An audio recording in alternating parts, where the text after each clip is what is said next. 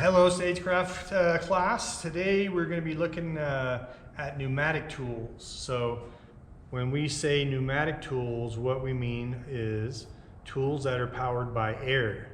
They don't have any electricity going to them. They just use air passing through the tool itself to do the job they're designed for. There's a very wide range of pneumatic tools. We're going to look at a few that we have in our shop, but there are many more than what we have here. You may have heard them or seen them in use before, but we're going to go over real quickly the variety of stuff we have. In class, we'll spend more time on the exact safe and detailed manner in which you can use them, but I just want to let you all see what kind of variety there are. So first of all, to use a pneumatic tool, we're going to need an air hose. This hose goes back to the compressor, which is in the corner of our shop. The compressor needs to be on, and we need to make sure we open up the valve so the air flows into the hose. We can have multiple hoses attached so it can run all over. We got quite a few hoses, and the end that we'll be dealing with looks like this. So I'm going to start with some of the smaller tools and work up to the larger ones.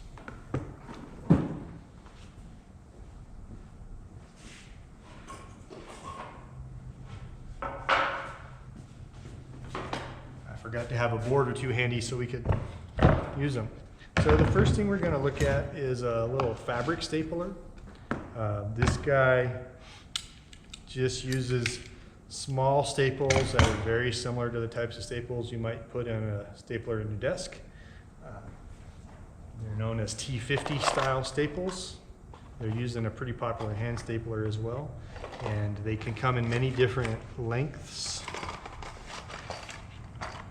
So here's two different lengths right here. They're not a lot different, but they're a little different. Either will work. What matters for all staplers is how wide across they are. So each of the tools loads a little differently. This one we just pull this out, hold it upside down, put the staples in, and then close it, and it's ready to go. Hardest part about using a lot of these tools is just getting the air hose hooked up. We'll have to pull back on this thing while we push it on there, and then it's ready to go. Even though it doesn't have electricity in it, we still want to use the same safety PPEs that we normally would use on power tools. So our glasses are required for all pneumatic tools. We might want our gloves, and for some of them, they might be loud enough that we want to have our earphones on as well. So this one, it's just a stapler. Just has a trigger right here. Put it up against what you're stapling. It does have a safety here on the front. There's a little piece that has to be depressed. Let's see if I can do this. If I push that in, then we can staple. So as much as I press it, get a staple. Nice, easy to use fabric stapler. It might be a little loud here while I unhook it. The next in line is a little bit larger stapler. It's the same thing with the air in the back. It can use a pretty wide variety of length of staples. So we've got long staples like that, shorter staples like that. All that matters is that this crown is the same size.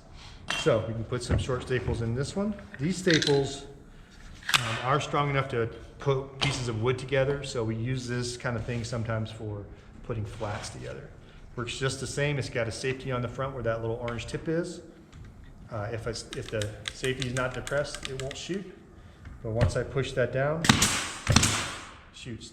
Not a lot of kickback, not a lot of air blowing out of it, so pretty easy to use, quick, really common. This is one of the ones we use quite a bit. Next, we're going to look at one of the nailers. So nailers and the staplers actually look pretty similar, so it can be hard to tell. You want to make sure you've got the thing you think you do. Just like the stapler, this can use a variety of lengths as long as the gauge or diameter of the actual brad or nail that we're using is the same, then we're fine. I'm going to put some shorter ones in. So again, this gun can use things from this size to that size. That in, slide it in, we're ready to go. Same thing, safety in the front, won't shoot unless I press it in. Once I press it in, and little to no recoil or air coming out of the back, so really easy to use. Take a step up to the next size of our, this is a nailer. It uses only one size, that's this size. That's not true, I do think we have some shorter sizes we can put in this, but it's a thicker nail. These guys just slide in the back. This, push that down. Then there's a little slider here that forces everything to feed forward. It loads up just like this, like that. And then again, this has a safety, won't shoot. Push this down. Does shoot. A little bit more recoil and a little bit more forceful tool than the others, but still not too bad, easy to handle. The last of our nailers and staplers, this big honking dude here, this is what we call a framing nailer. It's got an attachment back here. It uses very long 3-inch nails or longer, and it's generally used to put 2x4s together to each other. So the frames of houses are usually made on 2x4. These nails are long enough to go through a 2x4 and stick far enough in the other one that it'll be structurally sound. So this guy is big, he's heavy, makes a lot of noise, and quite a bit of kickback with it when you use it. So you want to be real careful about it, but it's great for putting platforms together quickly and with less physical effort than if we use the screw gun. As we worked with the screw guns, you've seen how hard it is to put those 3-inch screws in. So using this means we don't have to use those big screws. Second to last tool we're going to look at is this guy right here. This is what's known as an air ratchet or wrench. And this sound might be familiar to you if you've ever had your tires changed or anything like that. Right? So it's just air passing through it. It's got a connector here where we can put a socket attached to it. We use this for tightening a nut on a bolt. We just have to make sure that we pick the correct size. This guy just clicks on the front, and then on the back here we have a little device we can use to make it go in forward or reverse, so to tighten or loosen. Just place this over the nut and then tighten or loosen. Real easy, quick, fast. We use this often for putting platforms together when we have two different platforms, and we'll put a bolt like this between them so they stay together. We use this guy to tighten them up real quickly. It's less wear and tear than on the batteries.